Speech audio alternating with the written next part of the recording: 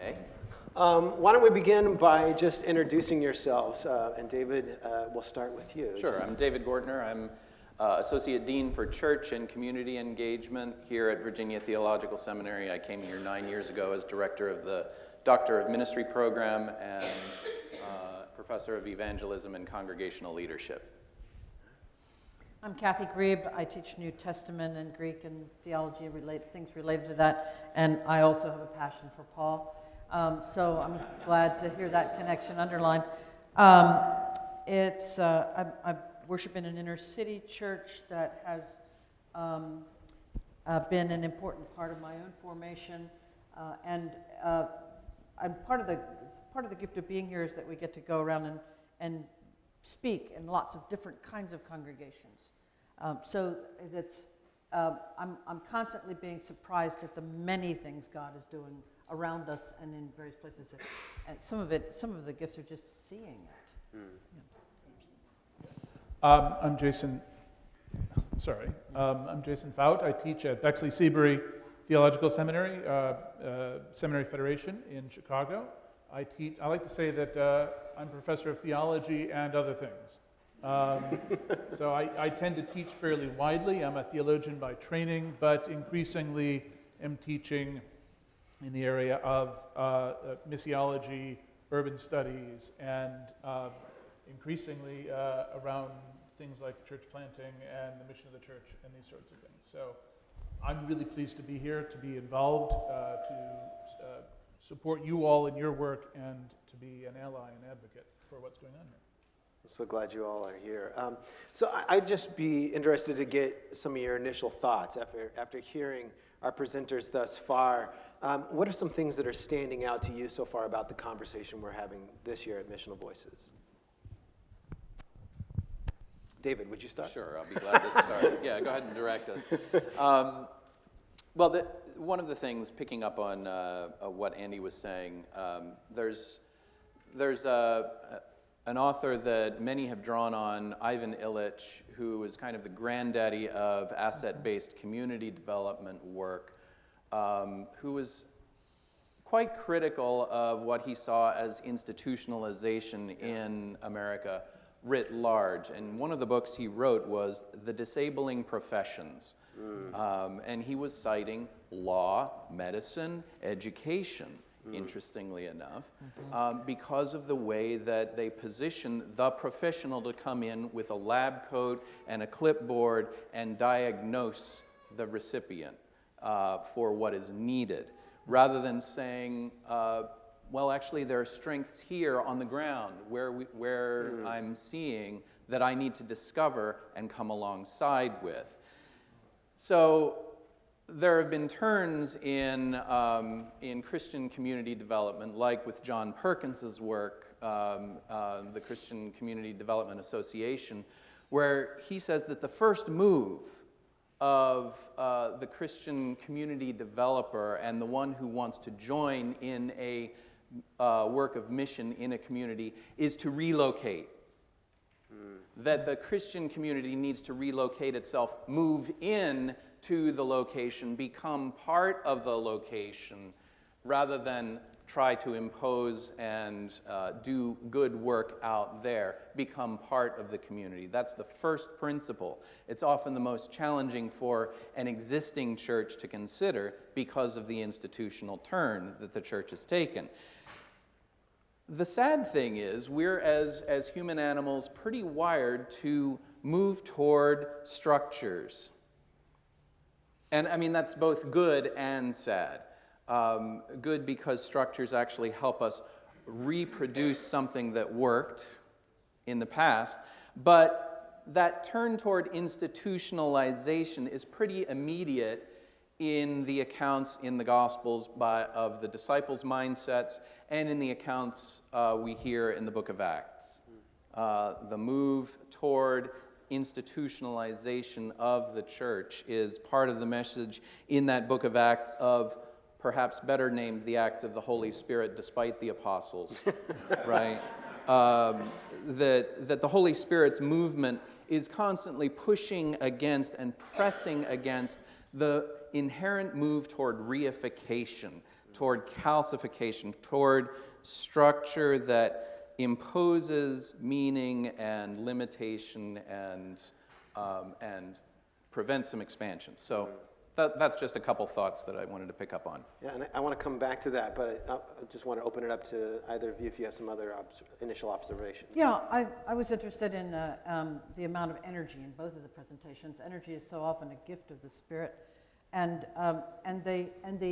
particularly the way that Bishop Doyle read the parable of the Good Samaritan. You approve? It doesn't matter whether I approve that. Let's throw that out. Amen. That's great. Yeah, I do. Yeah. I loved it, but who cares? The point was that he was really doing a fresh, creative, listening kind of reading. So often it's read with where we identify. We're encouraged to identify in the story with not with the priest and Levite, as he said, but with the Good Samaritan, instead of seeing the man in the ditch as Jesus Christ. So I thought the incarnational move was wonderful. So yes, I loved it. But what I think is important is the seeing and the hearing. I was struck in the story about Grace Church about the amount of energy and time spent praying, spent listening, spent hearing, discerning the work of the Spirit, seeing where God is moving and joining there, putting the energy there. So, I know their focus was on pruning, but I thought it's also on grafting, and it's on planting, and it's on tending soil, and it's on being aware of the whole environment. Sometimes our context, and this goes back to Bishop Doyle's talk, our context just replicate people like us. This is the downside of the parish, the idea of the parish and being present where you are, which is so important. But if it's people just that look just like us and sound like us and think like us, then we haven't really done that work of moving across the boundaries. So on the other hand, if we're going somewhere else to do ministry, rather than paying attention to where we are and joining the neighborhood that's around us, where are we, in what way is our investment limited because we can go home? Yeah. So there's some struggle about that I hope we can talk about. Sure, yeah. Jason? Well, I think four things, just very briefly, that have excited me, animated me, and that grows out of what we've been hearing already. First of all is just to sort of build off the asset-based community development note that's already been sounded.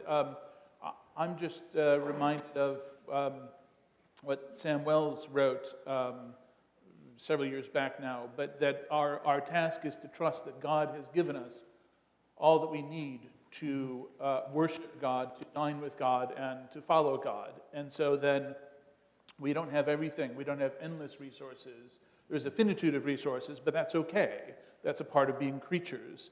But to trust God that we've been given enough. We've been given what we need to do what we're called to do in whatever community we're in, discerning not our deficits, but our gifts and the real things that we do have.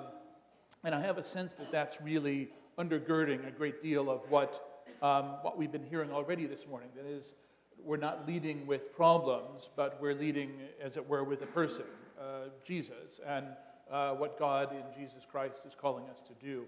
And that leads me to my second point, which is that I don't always hear exactly this focus on Jesus Christ, on the gospel, the good news in this church. And it gives me, sorry, I hope we're chuckling because that wasn't a really terrible observation, but we're just awkward. Well, but mea culpa, mea maxima culpa, right? It's an excellent refocusing, more than excellent. It's vital, and so that excites me. Going off of what Kathy said, I have sensed the last several days we've been here with church planters and so forth, a real kind of energy and even a freshness a freshness in engaging Scripture, a freshness in worship, in prayer, and again, I think that is a way of discerning the work of the Spirit and something worth attending to and encouraging and extending. And then finally, I am continually, so I try very hard not to be anti-institutional because institutions are given as a part of creation. And creation is, at bottom, good. Creation is also out of whack. I mean, when I think of humans as a part of creation, we're out of whack. We're not living entirely as we ought to, but we're good.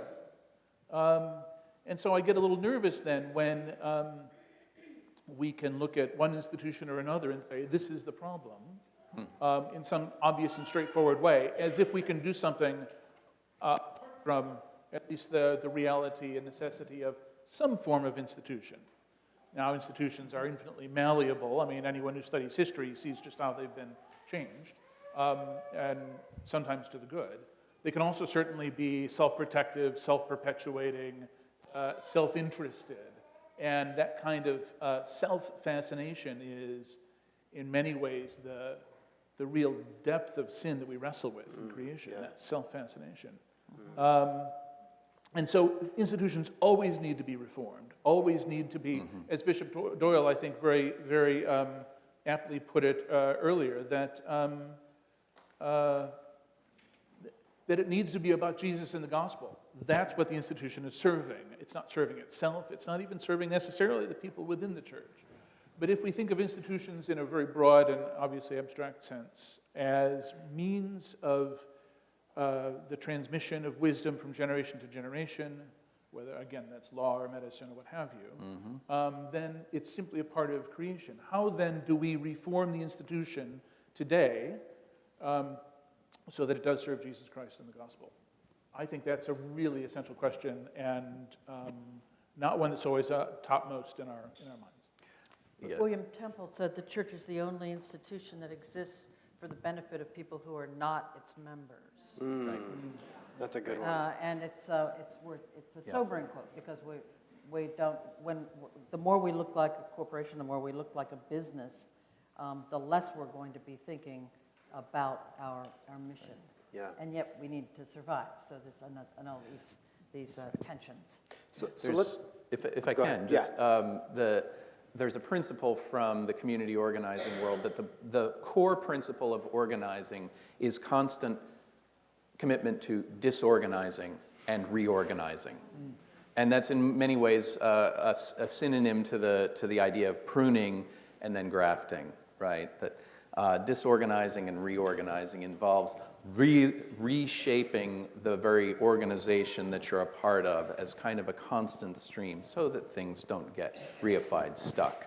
I had a couple things I just wanted to raise about pruning in relation to this, that pruning is an act for the self as much as it is for the organization that we're a part of. One of the things we've been thinking a lot about here at Virginia Theological Seminary is time. There's a great deal of demand in our schedule that we have created as an institution on time for students and time for faculty and time for staff, and we're beginning to take a careful look at that. And we're having some conversation about, well, what might be pruned in order to make more space, in order for some new growth to happen. Some of the recent advice I got at an organizers conference was, well, we all need to have a meeting with ourselves individually and say, what do you really care about? Now look at your schedule and say, okay, what needs to go in order for that thing that you care about to actually happen? So that's a kind of form of pruning as spiritual exercise that is worth all of us taking some consideration of. I think that's a very helpful comment. I don't do as much marriage counseling now as I did when I was in the parish, but I used to meet with couples, and we would spend a session where they compared their calendars and their checkbooks, because time and money are the things that we never have enough of, and so when the decisions we make about where we spend time, where we spend money, tell us what our priorities really are. We can say all kinds of things, but when we actually look and see where the money went, where the time went, Yep. that's when we know who we are and what we really value. Yep. So talk about a hard look in the mirror. Is it just the last 6 months of calendar and checkbook tell us a lot about that. So, and tell us where to do the pruning, I think. Right. A priest, a rector of a church I was in, was preaching about this, and you know, it was the verse where your money Treasure is, there your heart is. Yeah. Exactly, and he said, you know, we always talk about Jesus wanting our heart, but Jesus doesn't want our heart; he wants our wallet, because that's actually where our heart is. You know, in terms of reflecting our actual priorities, and that's also making me think that, yeah, I need to go back and look through it quick and yeah. Self-check. At the Seminary of the Southwest, Dr. Tomlinson Yep. and I, in concert with him through Iona School of Ministry, we've been talking with students when we talk about a missional ministry. One of the first conversations we're having is actually about spiritual habits and practices. Right. You want to talk about doing missional work? Let's talk about you and your habits. That's right. And there does seem to be this constant theme of creating that space of what are you willing to sacrifice, what are you willing to prune in order to create space for being present, of going and being with the other, whatever that looks like. That theme of sacrifice, of pruning, obviously we're playing a lot with that here, but I'm wondering, can we explore that a little bit more, that idea of sacrifice, of pruning from your vantage point? What are some practical insights for our regional bodies, our diocesan bodies, as well as congregations? What are some things that they might want to take the pruning shears to in order to create space for mission? So part of the conversation about time here involves a turn that we have in our strategic plan as a seminary to move to be a seminary that connects with and is embedded in its surrounding community of Alexandria, Washington, D.C. metro area, Arlington, etc., which means forming relationships of meaning and purpose, forming partnerships, but that takes time. And if the time commitment requirements don't allow for, there's an image of institutions where evangelism and the imperative of the gospel are a force that propels us outward. It's a kind of centrifugal force that moves outward from the center. There's a way in which institutional life naturally can have a centripetal force, that opposite force that holds the ball that's circling around toward the center, and if things slow down, the ball will gravitate back toward the center. And there's a way in which institutions can create a time suck reality, right? And any institution we're a part of. So in your letters of agreement, is there something that says, I will spend this portion of my time out from the congregation or from the school in the broader community? We as a community will spend a certain amount of time of our ministry out and about. Is there a way in which Budget, the report, yes, the budget accounts for apportionment of money that is given, not just given out, but used for deployment of people outward, right? Is there an accounting in the diocesan system that says not just, did you have a liturgy about justice, but did you actually do justice work as a community? And what, by the way, are the pro bono things that any individuals within this community are doing, just that you might not even know about because you haven't actually gathered the information? Yeah, I'd like to build on that. Yeah, I think when we're talking about negotiating and how clergy and lay leaders, we should talk, it isn't, I really appreciated Bishop Doyle's comments about how everything is so altar-focused, and picking up here on the comment about what individual members of the parish are doing counts, because they are the church. And so we ought to be recognizing that, and we ought to know what members of our community are doing and bless that work. But we also, another kind of time that needs to be fought for is sermon preparation time, because when we're dealing with newness and freshness, that comes from listening to the Word. And often, when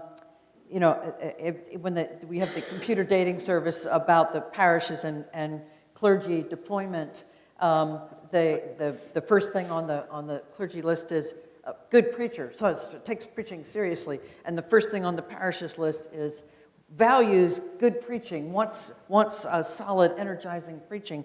But then when you actually do this negotiation, somehow these good sermons are supposed to spring magically from the head of Zeus without any preparation time. That's an interesting fantasy, but it is fantasy. And the way that good preaching and empowering, motivating preaching happens is also by spending time listening, wrestling with what's heard, and not just for that Sunday, but some other. The Holy Spirit has a way of sneaking in things that weren't planned, that were in the lesson that you didn't plan to preach on today, but there it is, sort of in your face. Also notice that the Holy Spirit sends people when we're ready to listen.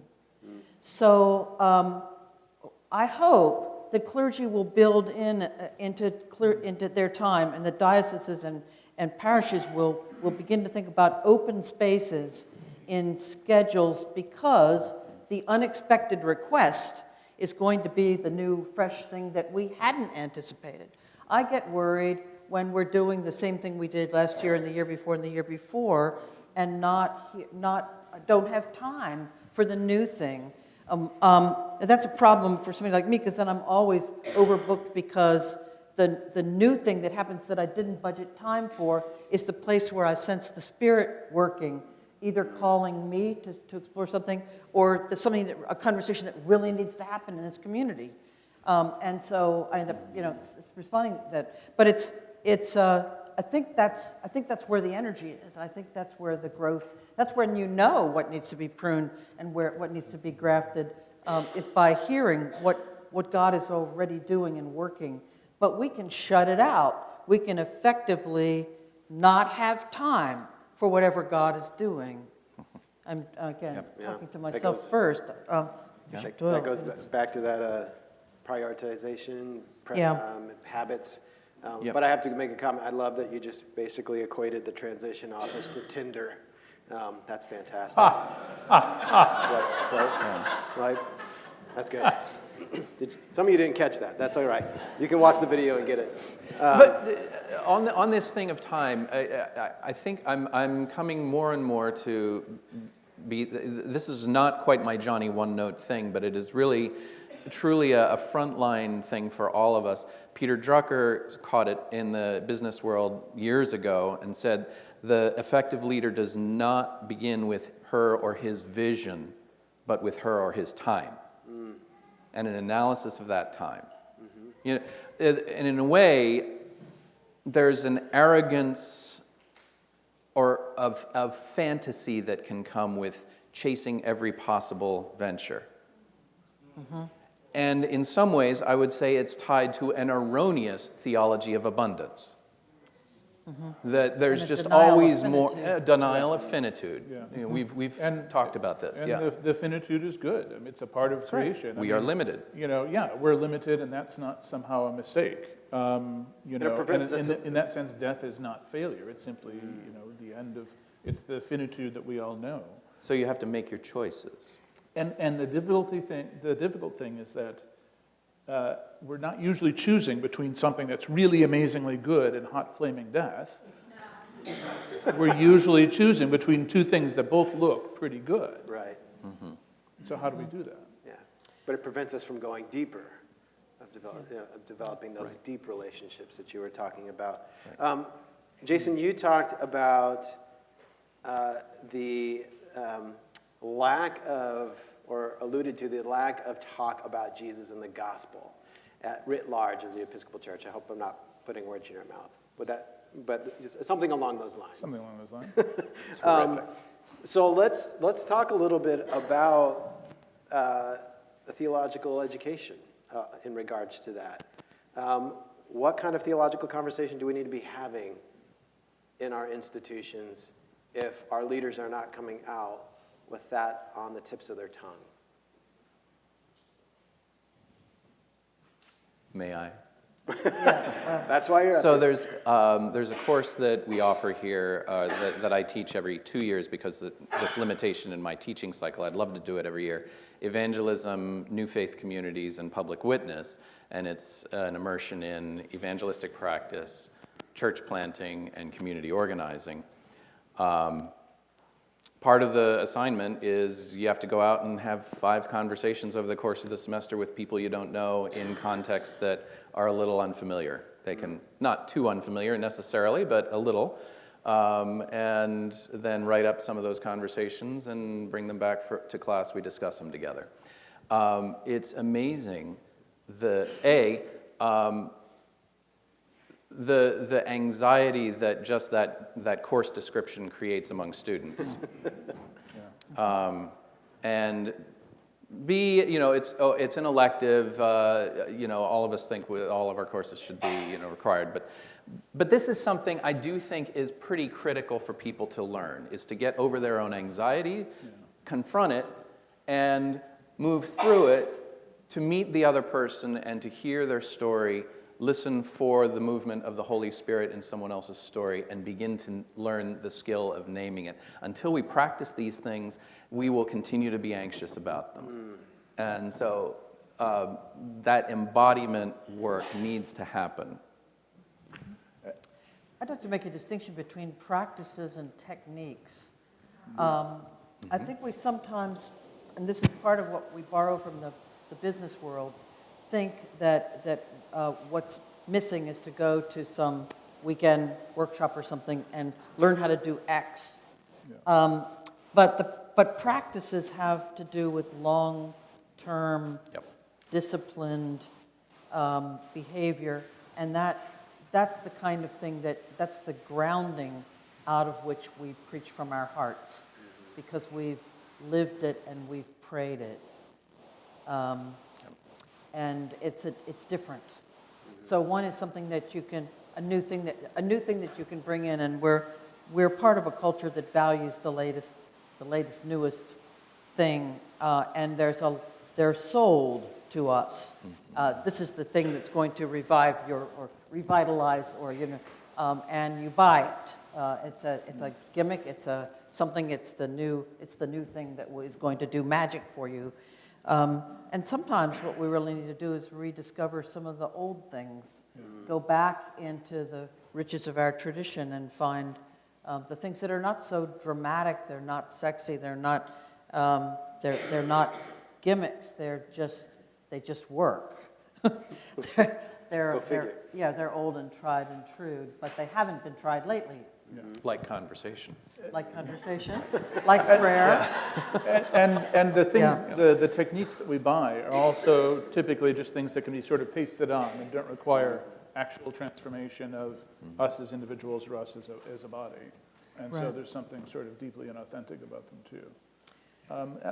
So I would say, for my own part, I try to build in these questions, as a theologian, to my theology classes, to ask the question, what is the gospel? How can we clearly communicate it? How does this relate to what you're learning in Christology or, all these other things? And so, I try from the very beginning to build in these questions, partly because I don't feel like I got them myself in seminary and sort of realized, wait a minute, it seems like I'm missing something.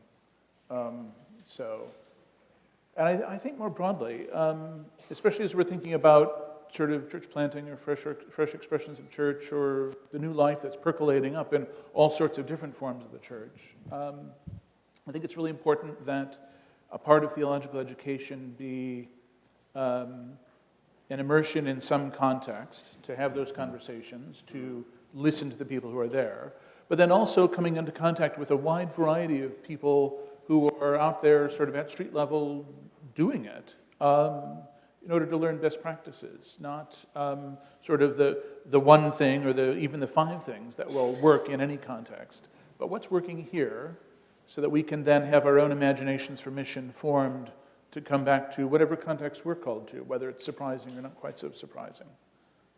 And so to begin learning that habit from the very beginning in seminary seems really critical to me. I want to thank all 3 of you for the impact that you have on students and leaders in this church. I know some of them personally, and I'm grateful for the gifts that you give the church in that way. Can you thank these friends of ours with me?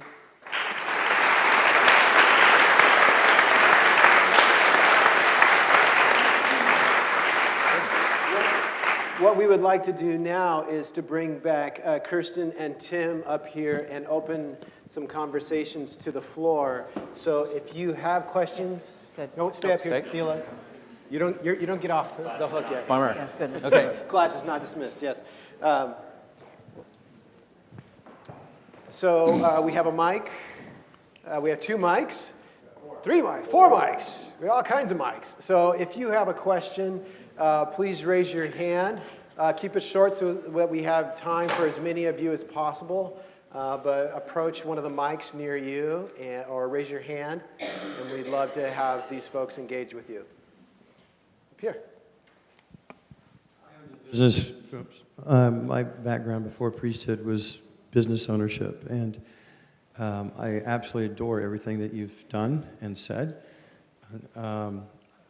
The numbers from my mind come out, and how wonderful and privileged you were, if I understood correctly, to receive $500,000. That's unusual. I'm going to repeat that. That's really unusual. Without delving into too many details, how much went to building hard asset versus operations? That's really important. Sure. We invested about $100,000 in the building as we did that renovation. There was a lot of work that needed to be done. We talked about mold issues, things like that ate up a lot of cost. A lot of the money goes to staff, honestly. I mean, we're doing a traditional church plant model, basically. We have a facility, one that we're quickly outgrowing, and so it's staffing and resourcing to make sure that we have a music minister and we have paid nursery workers from the beginning and can provide some of those sources or those resources that people expect out of a larger church. That's my short answer. Oh, one more thing that's important about that. That's a step-down grant. That's over time. That's not all at once. Okay? Go ahead. Hey, Tim and Kirsten, thank you so much for your witness and the work you're doing. You very elegantly glossed over something that I find interesting and challenging, which is the reality I think we all face of sometimes when God is moving a church forward, some people decide to go elsewhere. And you captured that beautifully and elegantly in terms of that's okay. But I wonder if you would take a moment to reflect on images you used or practices you used or self-talk you used that kind of shored you up and got you through that moment, unless you're not afflicted with the same thing I'm afflicted with, which is, yes, conceptually I'm okay with this, but some part of my soul still hurts. Yeah, I mean, honestly, we're pouring our hearts and our lives into this ministry, and so every time it kind of feels like getting dumped, right? Like, we said that over and over again, like, oh my gosh, they just broke up with us in an email. But so I think for us, it's really helped to have each other. It's really helped to have some friends outside the church to do that kind of self-talk and be like, to pray about it together, it seems like it's good for us in that one of us gets anxious and the other can kind of calm them down, and we kind of take turns feeling really hurt about it. But also, I think it's good to reflect on where you've come from and where you're going, like that it's happened quite a bit now. And through that prayer, we see God continues to be faithful and continues to draw people in. And often we run into people that have left and hear about things that are going on with them, and it wasn't about us. It was about, I really do believe God was leading them somewhere else. And so I can't tell you that I have a magic thing to not make it hurt, because it still hurts every time when people leave. One more yeah. thing. I had a picture in the first draft of this. We had to cut some things just for time, but of a church with about 15 people in it. You know, not our church, but some church in England that I ripped their picture off on the internet. But there's a sense, especially in a small congregation, when you only have 15 or 20 people, that if we lose one person, that is 5% of our congregation. That is 10%. That family leaves, that's a third of our congregation. And we cannot live in a place of scarcity when it comes to kingdom building work and that type of ministry. And so I think that that's the self-talk that we use, is that, you know, some will stay and some will go, but the harvest is plentiful and the workers are few.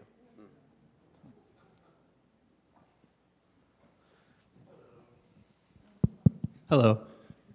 How or what elements of the traditional liturgy reinforce or nourish your missional approach?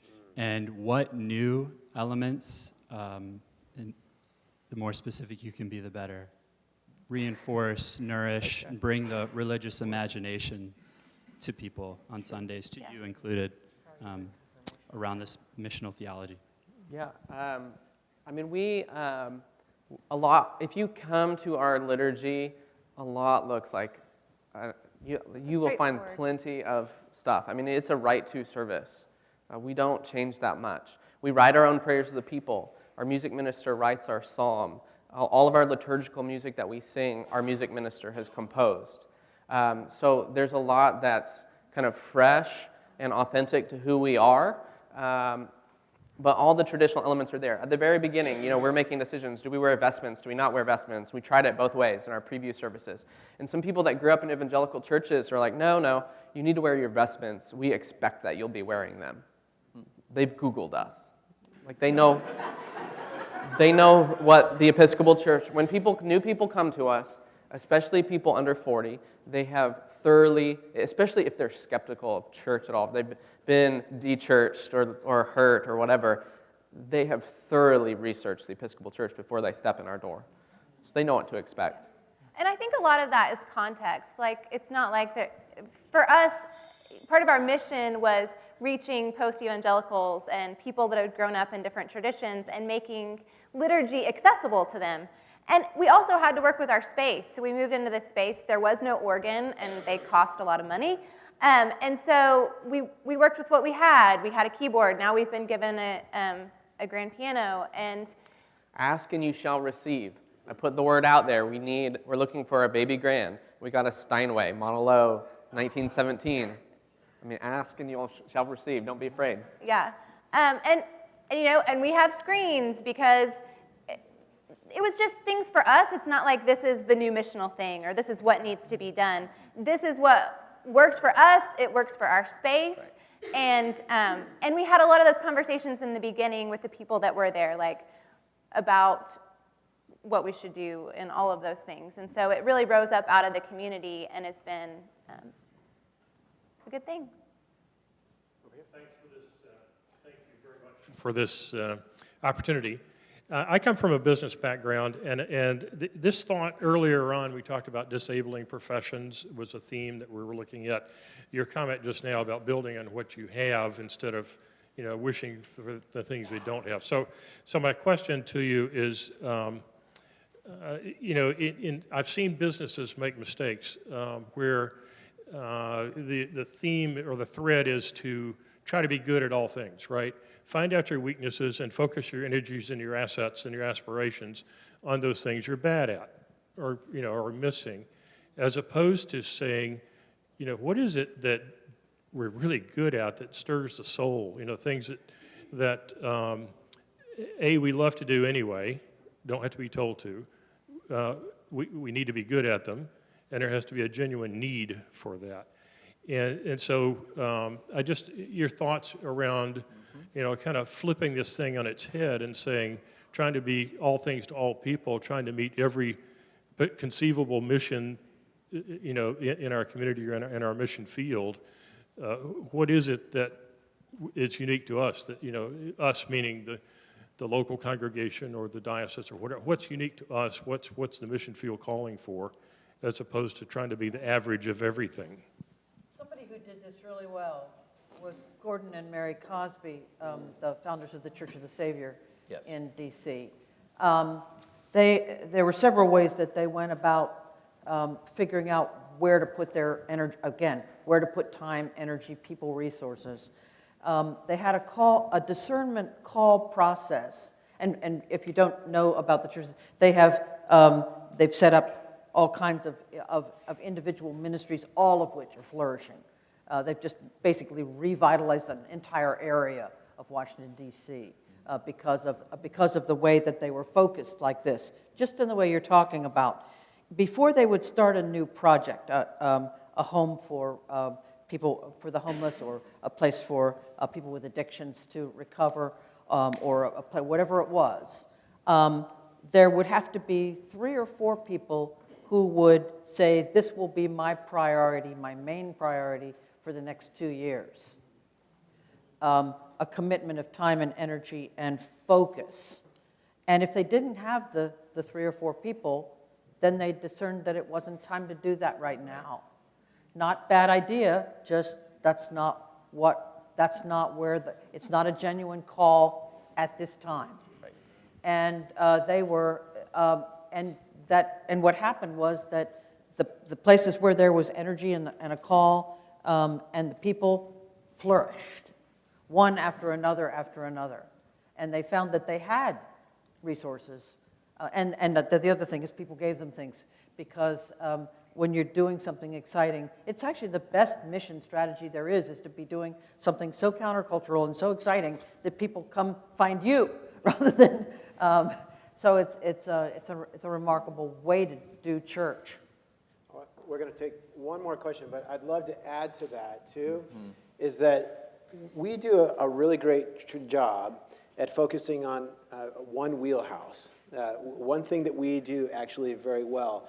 And the idea that you're talking about often leads us to assume that somehow we have to abandon that and go get good at something else somewhere else, when rather maybe that's a false imagination for what's possible. Maybe what we need to do is take what we have learned how to do, that one thing we do well, which is primarily worshiping people who are led by people that lead worship, right? And take that out to other people. What would prevent us from just taking those things that we do well and give it to other folks, rather than assuming that they have to come to us? But I think a critical piece of that, along with doing what you do well, is getting really clear in your language about what makes this your identity that is enduring and distinctive and central. Distinctive. Yeah. So, look at mission statements, and they are so bland, And you could kind of transpose them onto a business or a healthcare profession, or except that they're saying, well, we want this for Jesus' sake. But there's really not much grit there, and it's not much that distinguishes this Episcopal community from the surrounding faith communities. And it's not to say they got it wrong, but we have a particular lens that we're working with. Yeah. One more question over here. So this is very inspirational to hear all of these well-resourced missional opportunities. But the reality for many of us is that our missional focus is often touted but not funded. And my question is, how do you graciously put that to people who think they're being missional and who have the keys to the bank account? I mean, I was hoping we would come back. I wanted to end on this, actually, because this is the deal. Like, I think Katie Nakamura is out here somewhere. I think she mentioned last year, a lot of times the question that gets asked at the top level is, how do we make the cheapest way possible to do this And that is just the wrong question to ask. I mean, there's other models. We got a diocesan grant. Jimmy Bartz, when he started THADS in LA, he found 4 people and asked them to, or 4 families, I think it was, and asked them to commit $50,000 for the first several years. Because it takes spiritual venture capitalists to invest in the mission of the church. There's no way around that. Like if you're going to dedicate, people's entire lives, that's what a vocation is. It's not just a job. Like it's your life. If you're going to ask somebody to invest their life and put their life into it, they have to be compensated so that they can live and take care of their family. If we want priests with families, we have to take care of them. And so it's just there's no way around the fact that it takes money to do ministry. And there's different scales of that and what that might look like. So you might go if your diocese or your parish or whatever if the institution doesn't have the money to give, then find the spiritual venture capitalists that are there, because it does take money to do ministry, and so we can't be afraid to ask for that. You want to say something about strings attached, money that's really given rather than money that's going to be used as a power tool in the parish? I mean, what has made this work? Kirsten mentioned our bishop. Our Bishop Ed has given us such trust over these last years. Mm-hmm. He has not micromanaged us one bit. We keep him well informed, so that continues, obviously. But there's a great deal of trust, and that's been just such a gift in order to go out and do it. I wasn't thinking so much about that, but it's about the person who gives the organ that you don't have and then owns the parish. Yeah. Oh, yeah. I mean, for us, that we haven't run into that, I guess, because we did get trust from our bishop, and then we asked some clergy at wealthy congregations if anyone would like to donate a piano, and so it was someone not connected to the community who was glad to give it because they'd heard that there was something missional going on in the diocese that they wanted to give a gift to. So it wasn't a strings attached, which obviously would complicate things. Can you thank these friends for us?